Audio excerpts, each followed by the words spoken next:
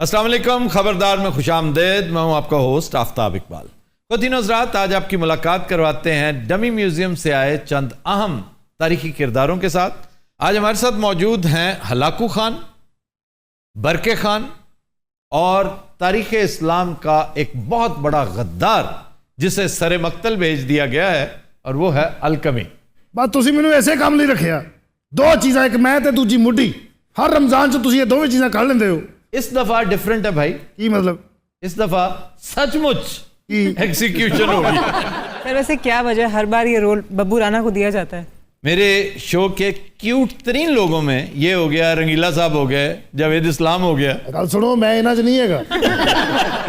لمے پے وچوں دھون لوا، ایڈا سونا لگے گا. سر ہلاکو خان کہاں سے آئے ہیں؟ اصلی ہلاکو خان تو آیا تھا منگولیا سے. جی 1215 میں پیدا ہوا تھا وہ. 1215 بڑا واٹر شیڈ ایئر تھا کہ ادھر ہلاکو پیدا ہو رہا تھا اور یورپ میں میگنا کارٹا سائن ہو رہا تھا. تو یہ ہلاکو کہاں سے آیا ابھی؟ جی فیصل آباد مائی دی چکی.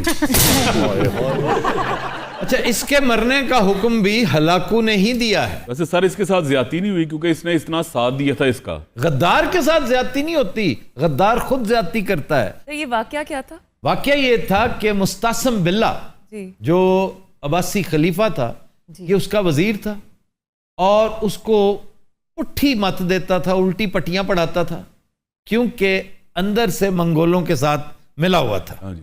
کہ مجھے آپ بغداد کی گورنری دے دیں گے. تو ہلاکو چونکہ ایک چالاک مکار آدمی تھا، اس نے بندوبست فل کیا ہوا تھا. اس کے ساتھ راز و نیاز کر کے معاملات طے کر کے جب اس نے فتح کر لیا بغداد تو سب سے پہلے اسے طلب کیا کہ بھئی تم اگر اپنے باس کے نہیں ہو سکے تو میرے کیسے؟ تم اپنی فیتھ کے خلاف چلے، تم مسلمان ہو کر تم نے یہ سب کچھ کیا، تو میرا اور تمہارا تو فیتھ کا جھگڑا بھی ہے. بالکل. اس کا یہ ڈائلاگ بڑا کمال تھا کون سا؟ کہ کیوں نہ ایک نیا چیپٹر ہم رقم کریں، تمہارا خون اور میری تلوار. اور ایک بڑا شاندار فقرہ برکے خان نے بھی کہہ رکھا ہے. وہ کیا ہے سر؟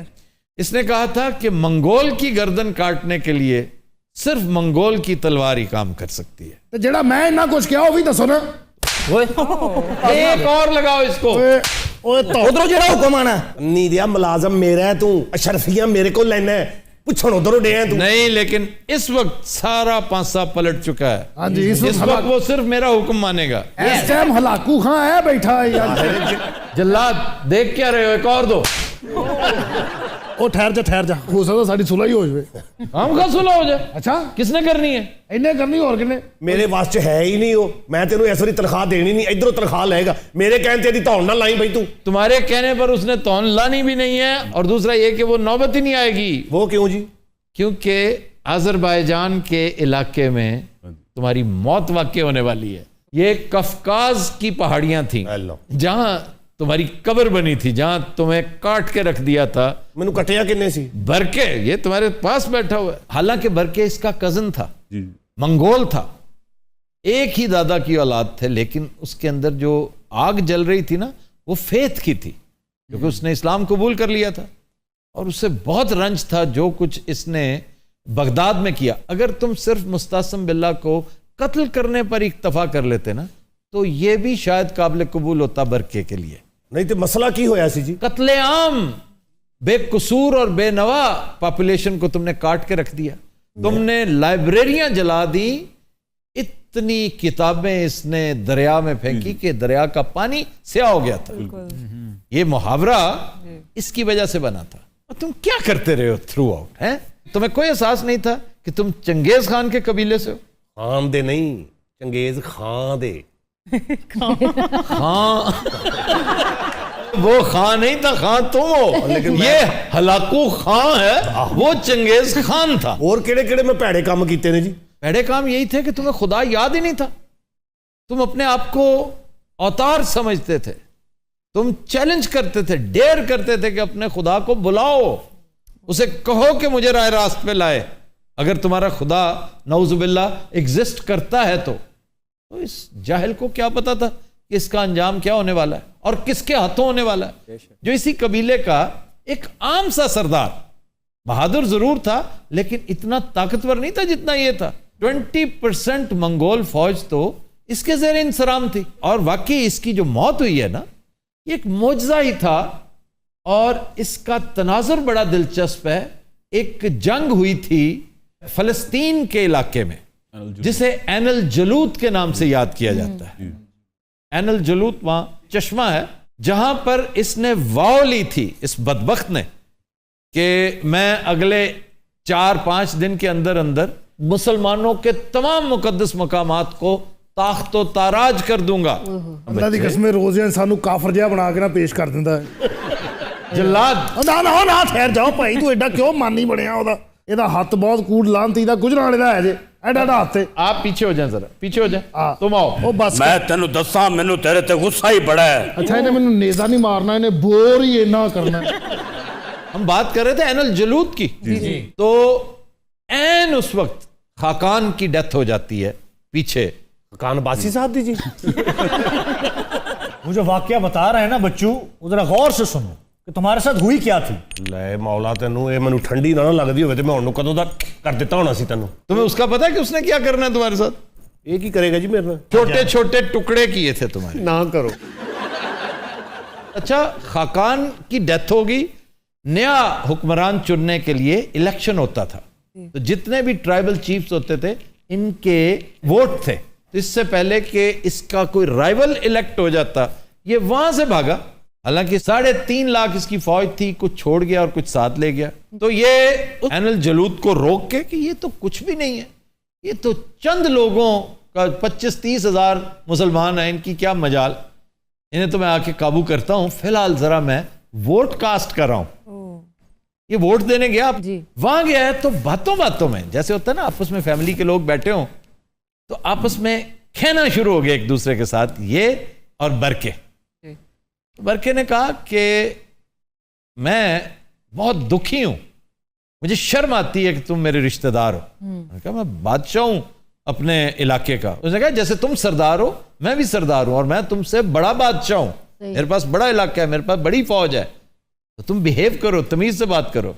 उसने कहा कि अगर मुझे रिवायात की, कल्चर की और नॉर्म्स की पासदारी ना होती तो मैं यहीं तुम्हारा सर तन से जुदा कर देता। उसने कहा तो फिर मेरे साथ जंग करके देख लो। तो उसने कहा देन वॉर इट इज, कल फिर हम जंग करेंगे। तो फिर चश्मे फलक ने देखा कि बहुत लिमिटेड रिसोर्सेज के बावजूद बरके ने इसको तिगनी का नाच नचा दिया। क्यों? उसके दिल में थी कुव्वत ईमानी। बिल्कुल। वो फिर नंबर्स से गेम बहुत ऊपर चली जाती है। वो तो फिर जंग यहां से होती है, वो यहां से नहीं होती। हलाकू का ये पोर्शन खाली था, कमजोर ही था, खाली था। ये सफाक बेदिल शख्स था।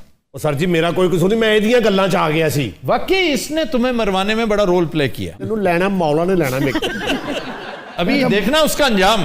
ਸਰ ਫਿਰ ਛੇਤੀ ਕਰੋ ਨਾ, ਮੈਨੂੰ ਤੇ ਗੁੱਸਾ ਚੜ ਰਿਹਾ ਕਿ ਉਹ ਰੈਸਟ ਕਰ ਰਹੇ ਆ। हाँ जी जल्लाद आप तैयार हैं? ਠਹਿਰ ਜਾਓ ਜਲਾਦ, ਤੂੰ ਕਿੱਡਾ ਤਿਆਰ ਹੋ? ਤੈਨੂੰ ਕੀ ਮਸਲਾ ਹੈ ਯਾਰ? ਮੈਂ ਮਰ ਤੇ ਜਾਣਾ ਹੀ ਆ, ਠੰਡਾ ਸ਼ਰਬਤ ਮਿਲ ਸਕਦਾ? मारने से पहले एक गिलास काफी है, 2 गिलास? ਨਹੀਂ ਜੱਗ ਪੂਰਾ ਮੰਗਾਓ, ਮੈਂ ਮਾਰ। एक पूरा जग इसको ठंडे शरबत का पिला दे। ਜ਼ਿਆਦਾ ਠੰਡਾ ਨਾ ਹੋਵੇ, ਮੇਰਾ ਗਲਾ ਖਰਾਬ ਹੋ ਜਾਣਾ। चलो ठीक।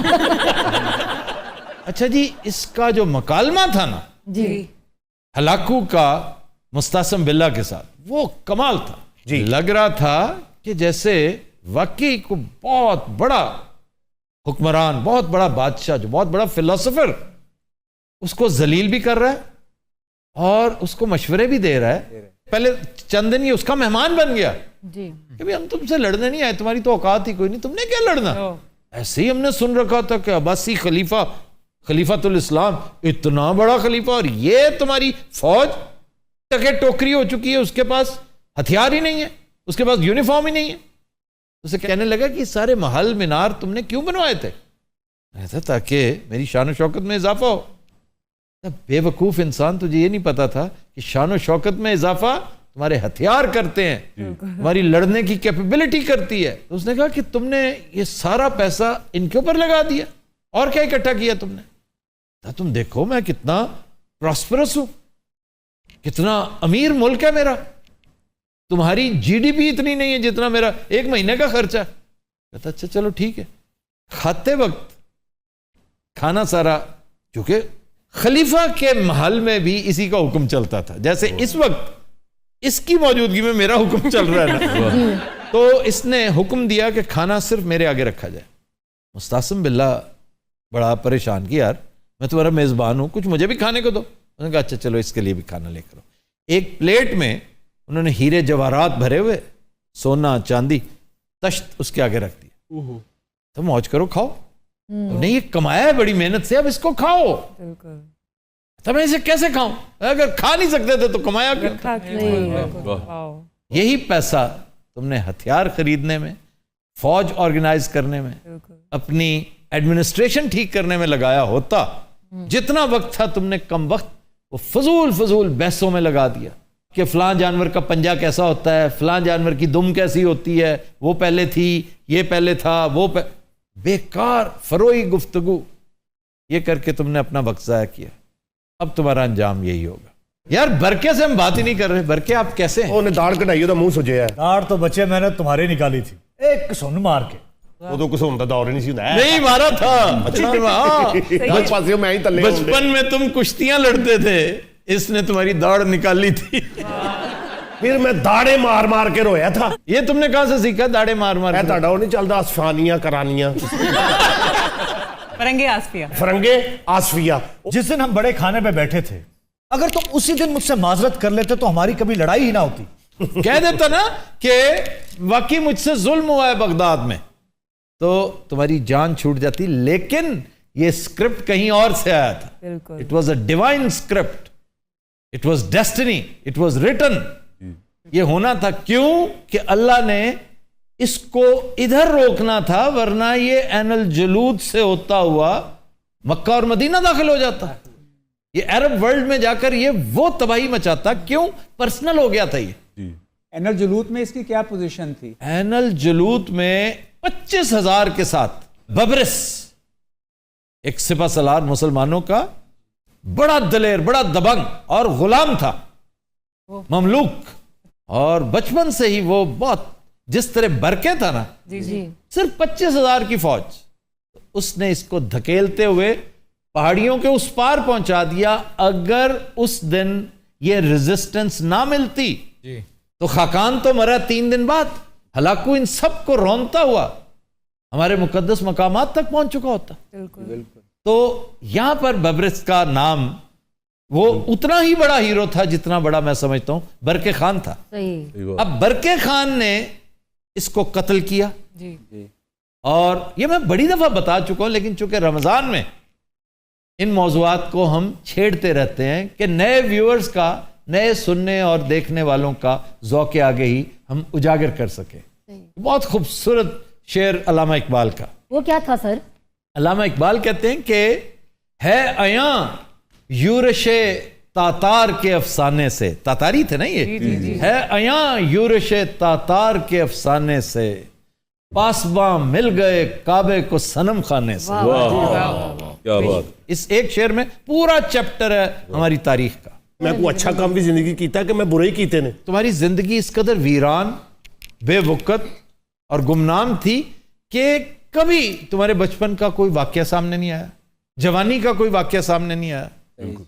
क्योंकि रोज़े अव्वल से ही तुम कमीने थे, सिफले थे, छोटे, पस्ता। और सर इसने एक और बड़ी बेवकूफ़ी की थी जो कि मैं समझता हूँ कि बरके को सबसे बुरा लगा कि इसने यूरोपीय यूनियन का साथ लेने के लिए दकूज खतून से शादी कर ली। इसने अपनी मां के साथ शादी कर ली,